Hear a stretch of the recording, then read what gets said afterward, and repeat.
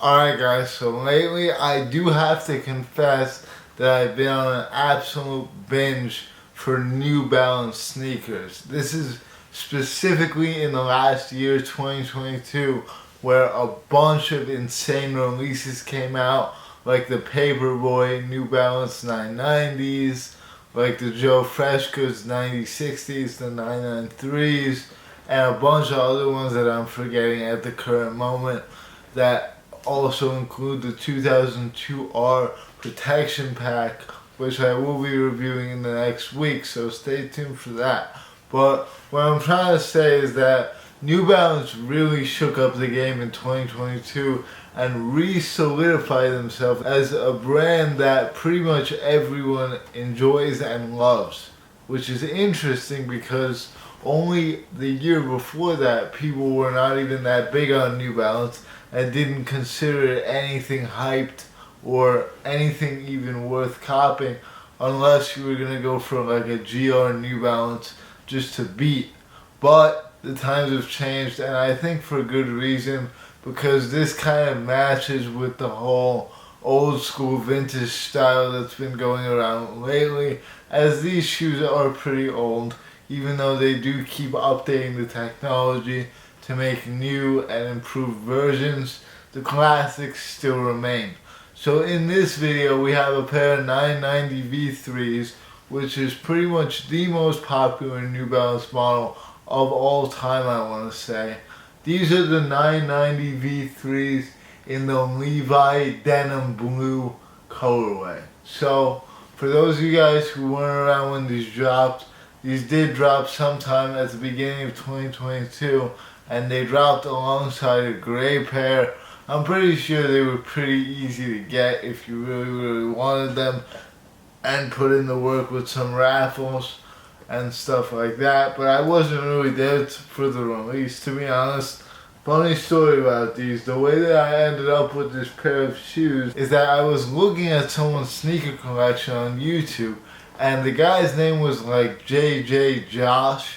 I'll put him in the description, but his video was really good, and I was particularly enthralled with his New Balance collection, and I saw these in there along with a bunch of other New Balances, but I was really in love with these right off the bat. I didn't even know they dropped because I never really knew about New Balance before, but once I saw them I was like, let me see on Go how much they're going for, and they were going for around $250. But then in the used section I noticed that they had a pair for $120 that looked pretty much brand new. Now it did not have a box, but I don't really care about that at the current moment because I have basically no space for any more shoe boxes anyway. So I was like, let me grab these. I have some GOAT credit and I pretty much paid a steal on them. So I'm actually very happy about these. They are worn, as you can see, but I was going to wear them anyway. I was always a fan of buying used shoes for the cheap. So let's jump into some of the details of the shoe itself, shall we? On the lateral side, you have that all one color upper, which consists of an N with some grayish, yellowish hits around it, as well as a little tab that says Levi's on it. And that's pretty much one of the only brandings that you have for the Levi aspect of the shoe. This like denim material right here is a very, very buttery denim, I guess you can say. I don't know what else to call it. I guess it could be a suede as well. And this front part literally feels like a pair of jeans, albeit a very premium one. And then there's also this blue panel right here. So there's like 3 different types of blue on the upper, but it is pretty much an all blue shoe, which I do like because blue is one of my favorite colors, and I find them to be pretty wearable. On the back you got that typical 990 branding. You got a white midsole, which I think matches the shoe well, and then that's pretty much it for the lateral. On the medial side, same deal, you got the N and all the details that I already mentioned, besides the Levi branding, which is absent from this side. On the tongue you got New Balance USA, so these are made in the USA. And then the weirdest part of the shoe, in my opinion, is these butter laces, which do come with the shoe, but I don't really think they match with any part of the shoe, so I might swap those out eventually, but it still looks pretty good in my opinion. The inside is very padded.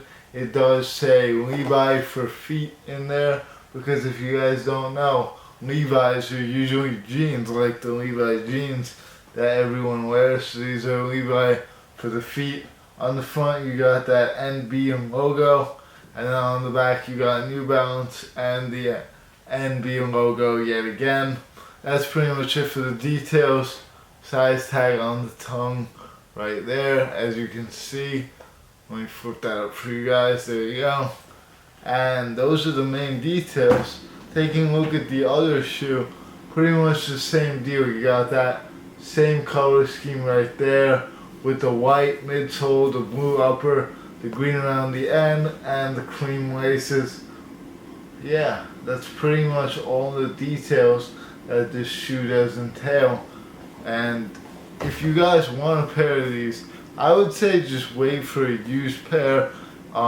There were a few good deals on other sizes, but I only saw one size 10, which I grabbed. I do like the distressed look of these and how these like kind of like, I don't want to say peel, but they definitely give a vintage vibe the more you wear them, which I like, because it means that this shoe's gonna wear well with time. In terms of the quality and craftsmanship, literally a perfectly executed shoe. I don't see one glue stain, one imprint, one marking, nothing. Just all clean all around. Sizing wise, a lot of people say go a half size down in these. I'd say they're tweaking. Just go true to sizing, you'll be fine. If you want a shoe that's gonna be that tight, I would say this shoe is probably not the right one for you. But if you really want to go a half size down, you'll be able to get away with it. I just personally don't like really tight shoes. Comfort wise, obviously these are an insanely comfortable shoe. I haven't worn any other New Balance shoes besides these and the 574s, and I have to say that these are very comfortable. Like, zero complaints. I mean, they are a bit stiff on the bottom just because this is pretty old technology, but if you break them in and if you wear them a lot, and especially if you wear them for long hours, I would say this is one of the best shoes to wear for long hours. Just because with Yeezys, they're very comfortable out the gate, but then after a while, you could potentially get like some foot fatigue with it being too soft. These definitely are not too soft. There's no stability issues, so these are very stable, very low to the ground, I guess, even though there is some height to them. So they will gain you like an inch or two of height, which is nice for the short kings out there. In terms of comfort, yeah, very comfortable, and I can't complain about anything really. This is the outsole. I don't know if I mentioned it.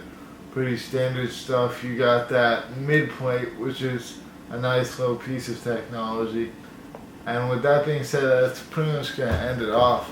Unfortunately, I don't have the box like I already said. So that's literally it for me today. Hope you enjoyed. Thank you so much for watching.